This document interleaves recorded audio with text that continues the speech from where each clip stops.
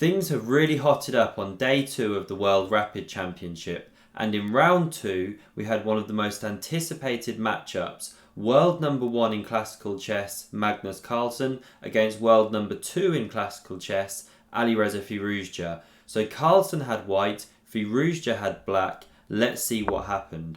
e4 from Carlsen, and Firouzja plays his favourite Caro-Kann, and Carlsen actually paused here thinking about which line he wanted to go down. So we had d4, d5, and then Carlsen goes for this advanced variation. Now we had bishop to f5, a standard move, and here Carlsen plays a sideline, so pawn to c4. More common here is playing knight f3, or very often in recent times white looks to go h4 here, possibly playing a quick g4 in future. And essentially white often looks to play on the king side here, which is where they've gained this space by pushing the pawn to e5. So it's unusual to go pawn to c4 because now you're kind of playing in the part of the board where black so often plays when they push pawn to c5 later. So okay, we now had pawn to e6 from Firouzja, knight to c3 here, and knight to e7 from Firouzja now. This is one of the more common moves, although Erwin Lamy actually recommends bishop to b4 here in his lifetime repertoire for the Caro-Kann, essentially trying to trade down pieces here given that black has less space, plus that bishop now no longer stands behind the knight when it develops to e7. But Carlsen has had this position before and he won a nice game against Fedoseev in the World Cup this year. Anyway, we didn't have this today. We had knight to e7. That knight is headed for the f5 square. Now we had pawn to h3. Really interesting move from Carlsen. He could have just played knight to f3, but he doesn't know if possibly this knight belongs on e2 later. Say, for example, after h3, if black captures here, now he can take in 1, and possibly he'll want this knight to sit on e2. So that's why he plays h3, this kind of cat and mouse waiting move, and again Firouzja refuses to take that pawn on c4 here. So now we had knight to f3 and bishop to g6, tucking that bishop away, preparing to bring the knight in here, and pawn to b3 now from Carlsen. And he's kind of taken away this option of takes on c4 now, because now white would set up this big centre and control this critical d5 square. So after pawn to b3, now we had knight to f5, bishop to e2 development, bishop to b4, bishop to b2, castles now, castles from white, and pawn to f6 from Firouzja. A logical break, given that it's very difficult to achieve c5 here because of the pressure on the d5 pawn. So that's why f6. Now a3 from Carlsen, nice move, putting the question to that bishop. Now Firouzja goes bishop to a5, which looks pretty logical, looking to remaneuver it to say this c7 square where it could look at the king later. Possibly bishop to e7 would have been better though, because we'll see that this bishop has some problems soon actually coming back into the game. Although I can see why he didn't go here, because possibly his pieces are getting a bit congested now. Anyway, he goes to a5. Now we had takes here in the centre from Carlsen, putting a tricky question to Firouzja, who was already burning a lot of time here. Now you don't want to take with this pawn, or e6 is powerful. This knight doesn't really have too many good squares, and you're kicking the pieces about in a bad way. So cd was chosen by Firouzja, and now Carlsen takes on f6, just clarifying the pawn structure, which he often loves to do. And he's simply saying to black, you've now got a backwards e6 pawn, I've got this nice square on e5, and your pieces are just a bit discoordinated. So after the queen captures, we can see that this knight is kind of struggling. It can't now come to f6 because the queen sits there, and this pawn is nicely controlling the other jumps that it has available. Rook to c1 now from Carlsen, good move, and knight to h4 now from Firouzja. So he seeks to trade off this powerful knight, which is looking at this e5 square. Carlsen actually takes here, the queen recaptures, and now pawn to b4, and it's just difficult for this bishop. If it comes to b6, well, now you're running into knight a4, and that's a bit uncomfortable. If it comes to c7, well, now there's tactical problems with knight takes on d5. So that's why Firouzja goes all the way home, but it's an ugly looking move. And now we had bishop to g4, great move by Carlsen, pressuring this backwards pawn.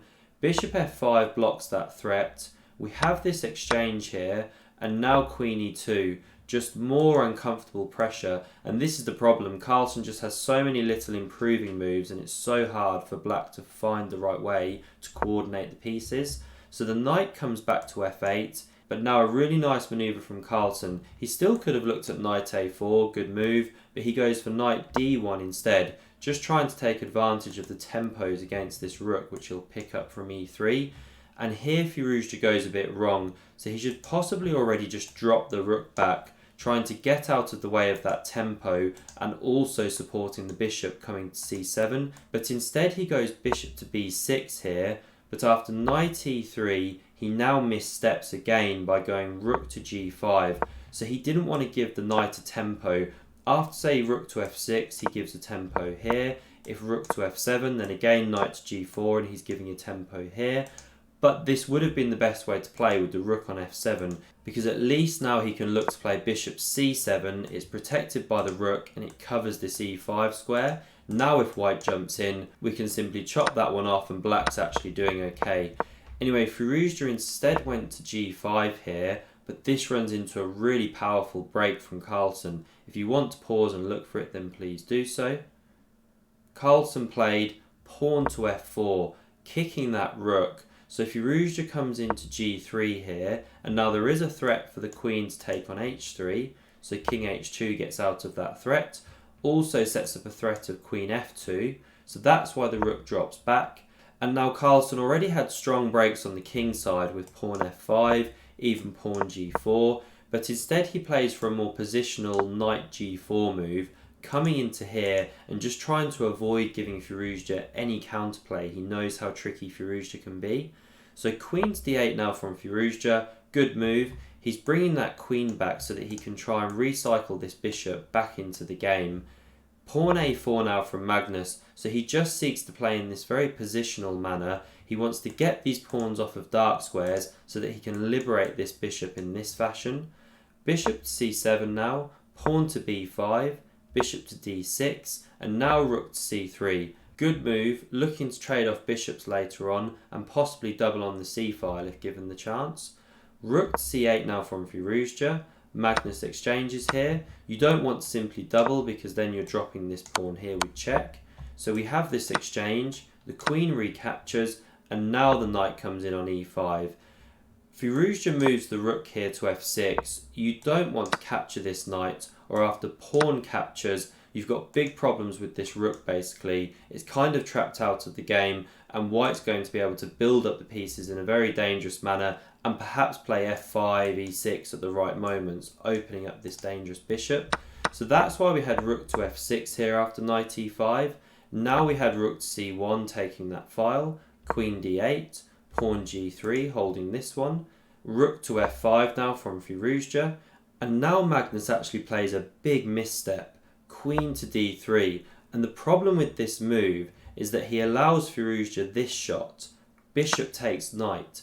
And this is very different to the last variation because the rook's not on g6, it's on f5. So it's not trapped out in the same way, plus the g-pawn is free to move. So now if white takes like this, g5 is really powerful. This pawn is coming under fire. If you take, this looks horrible. Now you actually have rook to f2 and you're picking up a piece. If you try and keep the pawn where it is and say play rook f1, well now there's knight g6. And the computer gives this position as balanced, but it's very dynamic as we can see, and there's lots going on for both players. It's no longer a big advantage for white. But Firouzja just sees the idea and just executes it in the wrong order. He plays pawn to g5 here first, but this allows knight to g4, really powerful move. And you don't have time to take here as black, or knight h6 is actually picking up this rook here, and this is a winning advantage for white. So that's why Firouzja tried king g7 here, but now we had knight to e3, a lovely retreating move, hits this rook, the rook had to drop back, and now pawn to f5. Just cracking open these light squares here, and there's nothing black can do. If you take here, then this is horrible. So instead Firouzja tries queen to d7, but now we had rook to f1, and now pawn to h6 from Firouzja, king to g2 from Magnus, king to g8, knight to g4 hitting this one, so king back to g7, and now pawn to f6 check. The king drops back and this pawn drops. So at this point the game is just completely gone for Firouzja. He played rook h7, knight g4, queen e8, bishop a3. Those bishops came off the board. Queen c8 here, rook c1, not giving any checks along that file. We had queen to e8 and knight to e5 now. There isn't even a threat of queen h5 here because then this is actually checkmate in one. So that's why Firouzja goes king to g8, queen to f3 here, queen to d8, rook to f1, king to h8. There's really not a lot that Firouzja can do here. Queen to e3, queen to c8, rook to f2, holding this 7th rank.